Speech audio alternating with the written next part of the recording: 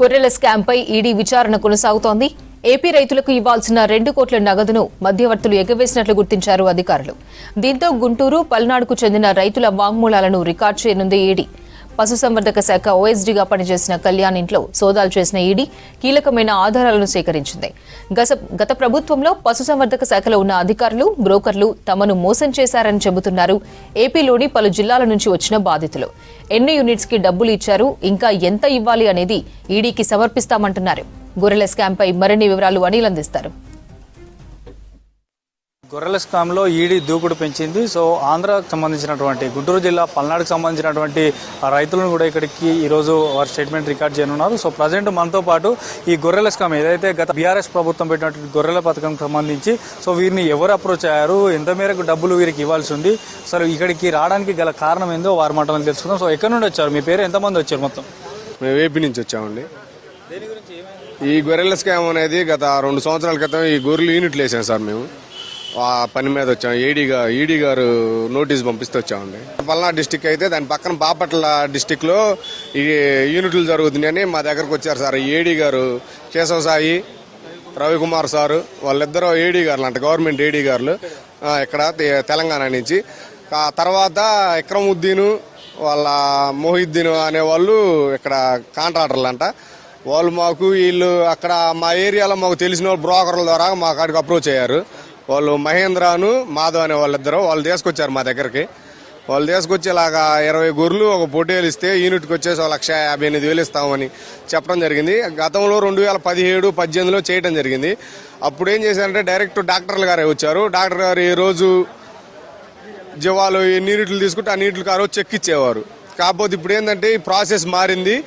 మీరు అకౌంట్లు ఇస్తే 3 రోజులకి 4 రోజులకి మీ అకౌంట్లో డబ్బులు కొడతామని చెప్పడం జరిగింది సార్. అప్పుడు జరిగింది కదా, గవర్నమెంట్ది కదా ఈ స్కీము, ప్రాబ్లం ఉండదని ద్వారా మేము వేయటం జరిగింది. వేస్తే ఒక వారం 10 రోజులు పడతాయి అన్నారు.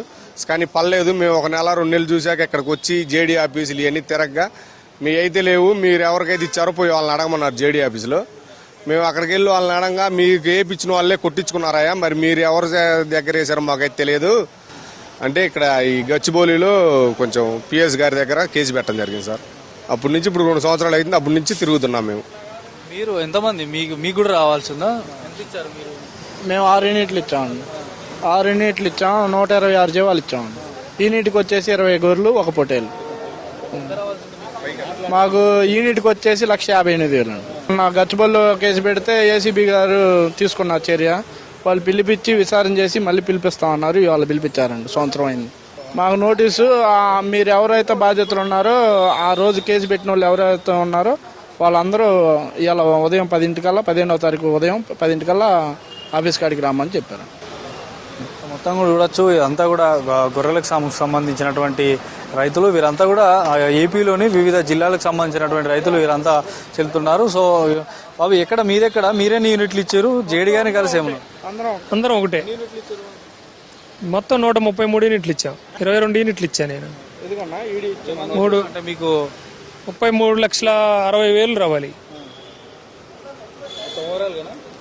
నాకు ఒక్కడికి.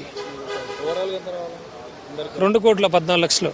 మొత్తానికి రైతులు చూడొచ్చు, దాదాపు వీళ్ళకి 2 కోట్ల పైగా కూడా రావాలంటూ చెప్తున్నారు. సో ఈడీ కార్యాలయానికి కూడా చేరుకొని సో ఈడీ విచారణకు మాకు నోటీస్ ఇచ్చారు. ఈడీ విచారణకు వెళ్తున్నామన్ను కూడా ఇక్కడ ఉన్నటువంటి ఏపీకి సంబంధించినటువంటి ఇక్కడ గొర్రెల ఏదైతే ఇక్కడ యూనిట్లు ఇచ్చారో సో ఆ యూనిట్లకు సంబంధించినటువంటి రైతులు కూడా వెళ్తున్నారు. ఎందుకంటే భారీ మొత్తంలో జరిగింది. ఇందులో ఇప్పటికే మనకి గతంలో కూడా విచారణ చేశారు. అటు ఓఎస్డీ కళ్యాణ్ కుమార్తో పాటు మరికొంతమందిని కూడా విచారించారు. కాబట్టి సో ఈరోజు ఈడీ పిలుపు మేరకు మాత్రం వీరందరూ కూడా ఏపీ నుంచి ఇక్కడికి చేరుకున్నారు. సో ఈ విచారణ అనంతరం అంటే వీరి నుంచి స్టేట్మెంట్ రికార్డ్ తీసుకొని అసలు ఏంటిది, నిజాలు ఏంటిది అనేది తెలుసుకునేటువంటి ప్రయత్నం కూడా ఇస్తున్నారు. సో మొత్తానికైతే మొదటి నుంచి కూడా యూనిట్లను ఎంత మేరకు తీసుకున్నారు, సో ఒక్కొక్క యూనిట్కి ఎంత ఇక్కడ నుంచి తెలంగాణ ప్రభుత్వం నుంచి అధికారులు అక్కడికి చేరుకొని యూనిట్లను కొనుగోలు చేయడానికి ఎంత అమౌంట్ ఇచ్చారు, ఇంకా ఎంత పెండింగ్ ఉన్నది, సో ఇట్లాంటి విషయాలన్నిటిపైన కూడా ఈడీ వారి దగ్గర నుంచి సమాచారం తీసుకుంటుంది. తర్వాత